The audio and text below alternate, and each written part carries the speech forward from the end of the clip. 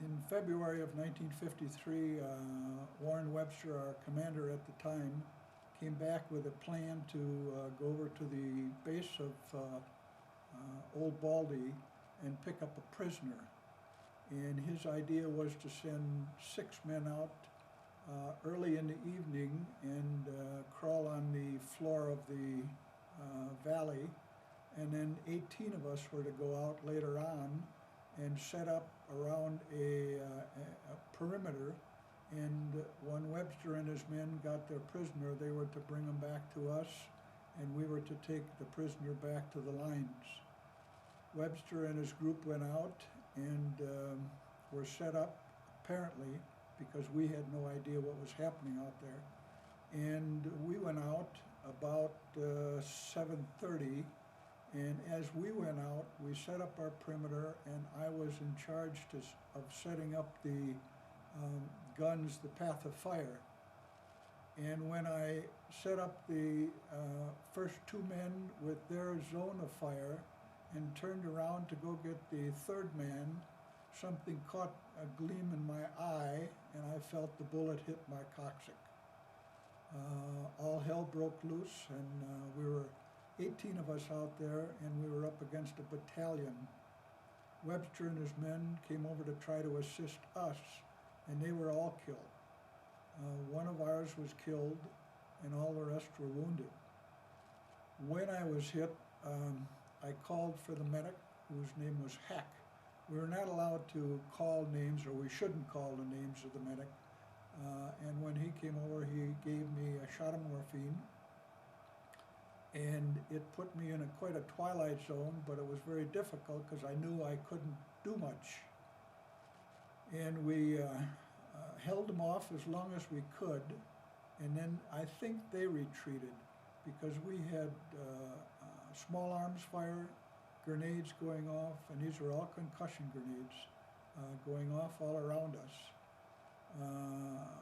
Finally, I called for my assistant to shoot off the flares to give us assistance, both medical and technical.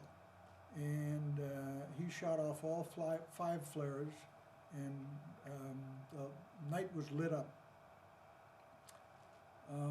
Finally, it quieted down, except for the moaning that you heard around you, quite a bit of it. And we felt as if the Chinese were coming through and either bayoneting or rifle butting the individuals that were still alive. Finally, Dick Whitson, and I didn't know who it was at the time, came to assist us, and he assisted by putting up some small arms fire, and then started taking the individuals back. He didn't have enough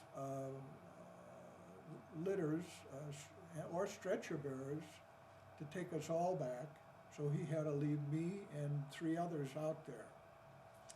And I thought, well, this is the end of it now.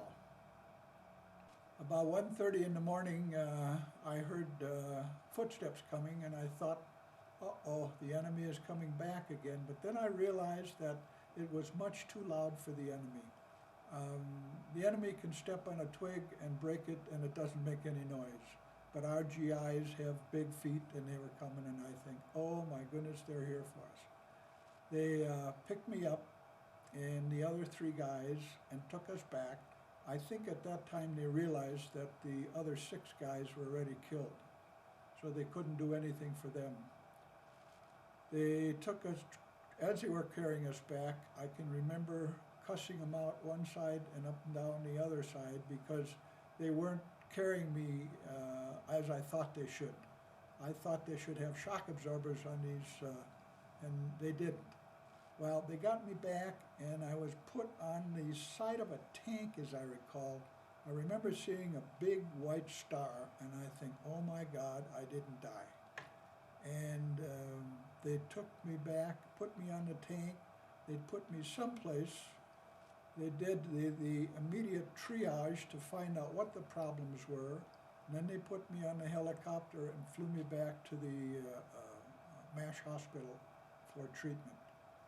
The ride on the helicopter was another experience in that we were strapped to the outside, and they did not have a bubble on like you see on MASH. Ours did not anyhow. And they lifted us up, made some kind of a bank, and I thought, well, now I'm going to die up here. They got me back to the MASH hospital. I was out for 5 days. And then I finally was transferred from there to Seoul. From Seoul, I was transferred to Tokyo. Tokyo, I was transferred to Battle Creek, Michigan, where I was discharged.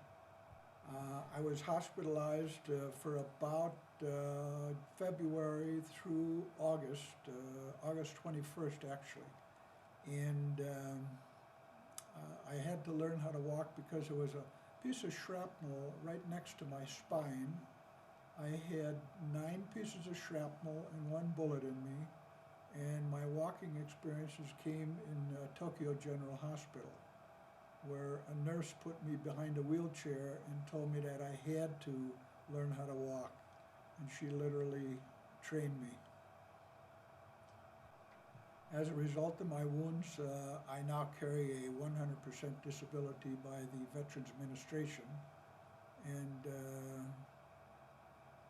I was discharged from the hospital in Battle Creek on the 21st of August. On the 22nd of August, I was married. I served out my time in base in Illinois and was discharged in November of '53.